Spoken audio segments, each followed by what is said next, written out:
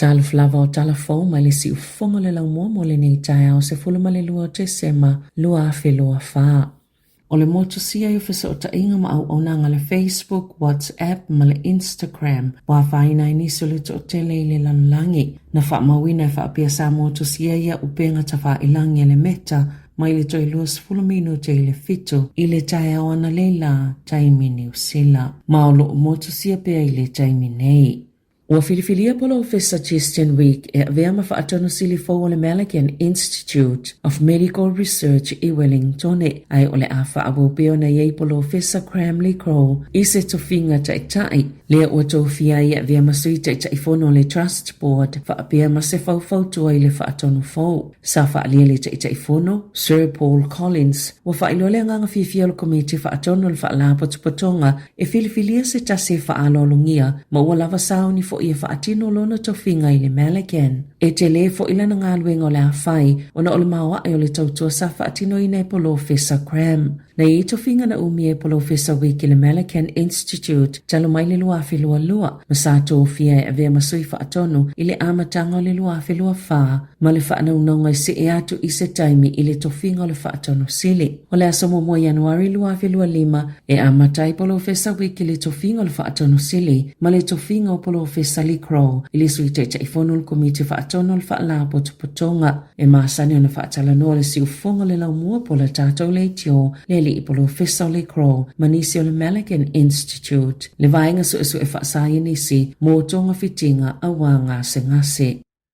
Ua fautua ina le atunu ina ia whaatulanga le lei se fufuanga le whaalunga o tupe mo aso malo lo. E feso sani pule le lei le whainga tau le si itia o le tau le soifuanga. Ma tau fia i fo ile ono whaio ni ai Tala Fou. Na whaiesa sai le linga ma fesilingi ai le lata. I le afe se lau o tangata e te wala tau tupe i le Westpac. Mai lo ai e fitu lua pasene. Na whaailoa lo lato matua po pole lava i le tau o le soifuanga. Ai lata i le afa po o le wha 5%. Ua mae au na whaia lato fuafuanga e whaititia ia lato tupe whaalu i teimi o whainga malo longa. O le tele lava o ainga ua whaia lato fuafuanga e pōlea le ia lato tupe whaalu i le teimi o le tau mawhana pe tai e tolu 8% o tangata e le isa fuafuanga ua iai. E tali atu ai i le tau o le soifuanga o le teimi nei. Na whaalia e Warren Nang Wu o le Westpac o lea lava e maua le teimi e whaatulanga i le pakete le ainga e whaatupe i vaenga tāua e pe o mea onga ata maiti maisi mea tāua mo le tausanga a sau na o le 2% o i la tau sa fesilingia ua mai o na whaatulanga la tau pakete mo aso malo lo whaatusa i le 2% i le tausanga taluai na saunua Nang Wu e tāua le wha awai o le ainga atoa i le tāpenanga o le pakete.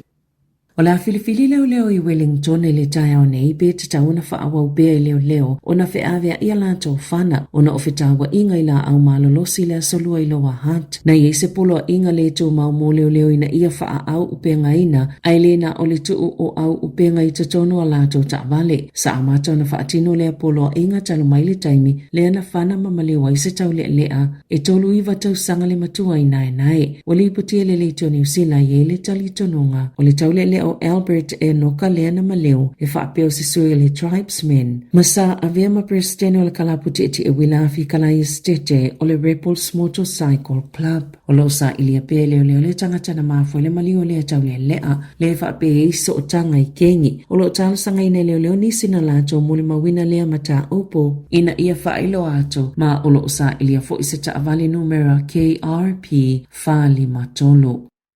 Ua mole mawina al whaasolo pea ina whaititia masini tala tupe a whale tupe o na ua whaitau se lau masini ua tāpunia i lea tunu o inai tau sanga o tuana i atu ai ua sui ini masini tala tupe a isi au nanga whaatau ma oti e pei o le Next ma le All Point i whaamumonga al whale tupe wha leo na whaailo ai o le tau sanga i lua afe sfultasi e lua afe whaase lau valu sfulu iwa masini tala tupe a whale tupe pei tai na pa ui fo i le afe whaase lau whaase fulu i le tau sanga taluai. Pei tai o le tele o whale tupe, ele o toi tatongina se tau e tala i se tino i tupe mai se masini a se isi whale tupe pei tai o masini tala tupe a kampani whaatuma oti e maasani o na tatongi le lua tala tala 50 sene po le lua tala 80 sene I taimi ta itasi e tala I le tupe. Na Sāmoa Ian Woolford le whaatono tupe matino I tupe le whale tupe wha leo. O ngā ioinga whale tupe tau fi le toi tutongi o ni tau e tangata pe awha o ngā masini tala tupe. A isi whale tupe, wo wha ititi e maleo wha inga o masini tala tupe. Na wha alia so upo le next e mana na o whale tupe wha ititi a lato tupe wha alo. O le mafu angale waliliu e tua isi wha la potopotonga e wha angaio ina masini tala tupe.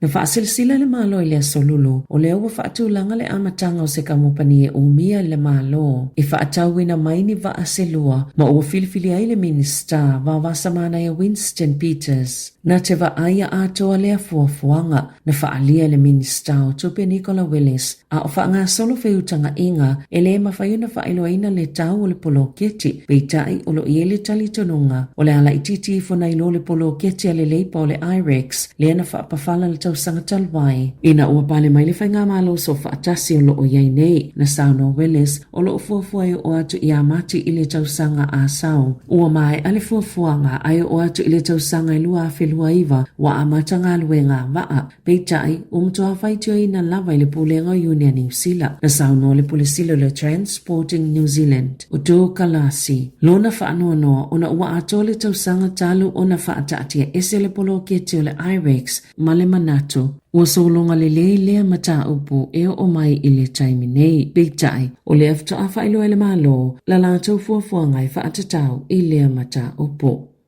Sa whailoa le malaiwa alele au kilani le asoana nafi, le mafua angana lai ona pe la lātou au aunanga, le mafua angana lai ona whaale tonu la lātou au aunanga, e sia kepe pa malanga mo pasese, e malanga I whawhātua New Zealand, mana mafua no se whaafita auli, I le kie ma waifi so ota inga, e se fulu walu malanga I atonu o I whafo na whaatawai, e na matua au umilainanga I masini malitu e sia kepe pa malanga, na ta ue Chloe Surridge o le malaiwa alele tio New Sila, na leanga pe whaale tonu le kie te talai whisa o ta inga I leitua iei au nanga whisa o ta inga tele vavave. Ale malaiwa alele, Sāmoa tusia I whisa o ta inga ma pisinisi, e au fie whisa o ta inga masitasi o au nanga whaavao malo mo le te kunolosi. E whaao ngai kamupani wa alele, le whaalangolango I ele polokalame sia kiei pe pamalanga. O nai vai aso tuana yatu, na leanga I fo ini polokalame se luas fultolo e whaangai o iele la unga o ato. Ile malaiwa alele au kilane, na ta ue Surridge. Olo o whau sa lātou polokalame fōu mō le whela ua inga o ato, mai te tauna whaalelea le polokalame tuwai, lea ua tolu se fulu tau sanga le matua, ina ia mawhai fo ona whaia le polokalame fōu. E se fulu whātau sanga o whaasalaina I se whaamasino Lucia I le whale pui pui, le li o Jordan O'Brien, sa avea mawhita New Zealand, ona olona tau mo Ukraine. I se reporti na whaamatala inai, na whesosani O'Brien I le osa whainga le tō malo o Kursk, whaatasi mawainga au Ukraine, na whaatono ina fo il whaamasnonga le avi isea mai a O'Brien. Le tupe e to samale tasi te simale tolo miliona ribo, po le lua se fulu afe ono se lau iwa se fulu tala. I alonga, a tono le whaamuta le tausanga a saule langolango se tasio kampani e pito umile taimi, na whesosani e alonga I New Zealand peona ta ueli poti, o le ava malosi ale Stein laka. E pito silo na umile taimi na ia langolango ina ile olo peleki, talo maile tausanga e tasiva valwono, sa langolango ile awi I awala ese pe tai o le ua whaalia, e ono le toi langolango ina le lakapia New Zealand ile lua awhelua 5. Sa langolango ina le Stein laka le ufula kapi le val tasiva iwa famal tasiva iwa valo.